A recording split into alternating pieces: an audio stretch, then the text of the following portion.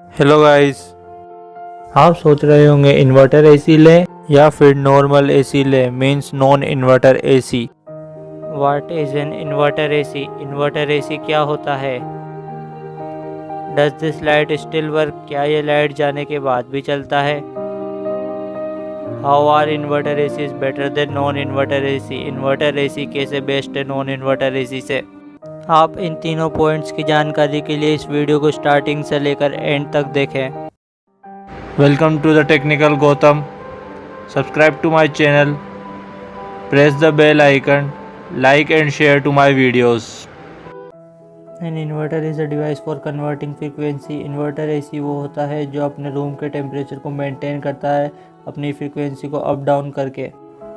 It controls electric voltage, current and frequency. ये अपने room के टेम्परेचर के हिसाब से electric voltage, current and frequency को कंट्रोल करता है।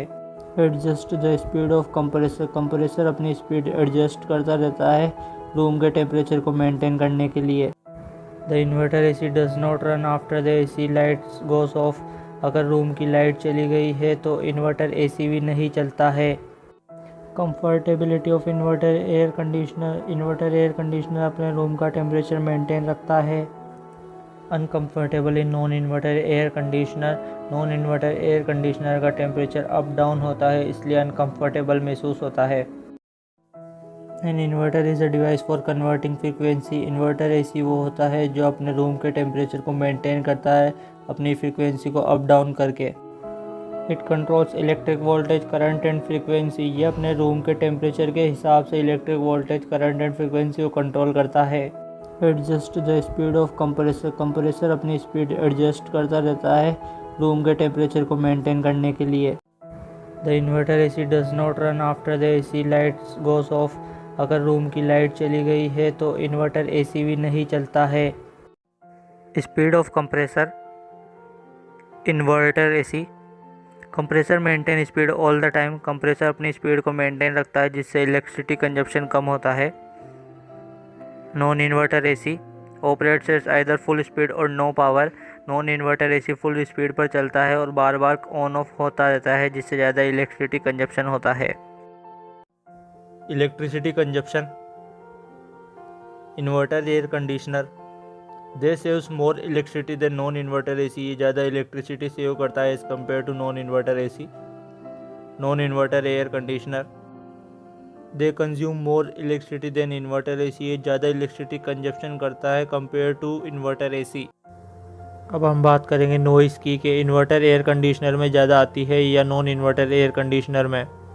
Inverter air conditioner operation is quieter when running. जब इन्वर्टर एयर कंडीशनर का कंप्रेसर चलता है तो कोई आवाज़ नहीं आती है।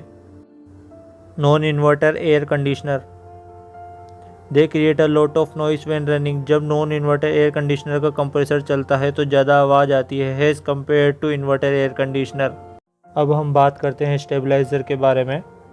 इन्वर्टर एयर कंडीशनर में इनबिल्ट आता है stabiliser. Non inverter air conditioner में स्टेबलाइज़र अलग से लगाना होता है।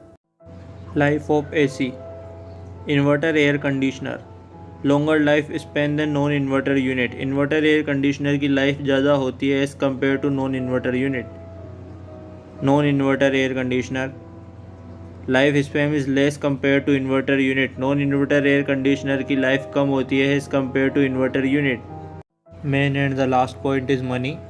Inverter air conditioner they are more expensive than non inverter air conditioner. ये इन्वर्टर एयर कंडीशनर की कॉस्ट ज़्यादा होती है नॉन इन्वर्टर एयर कंडीशनर से। Non inverter air conditioner cost is comparatively less than inverter air conditioner. Non inverter air conditioner की cost कम होती है इन्वर्टर एयर कंडीशनर से। Thank you for watching video.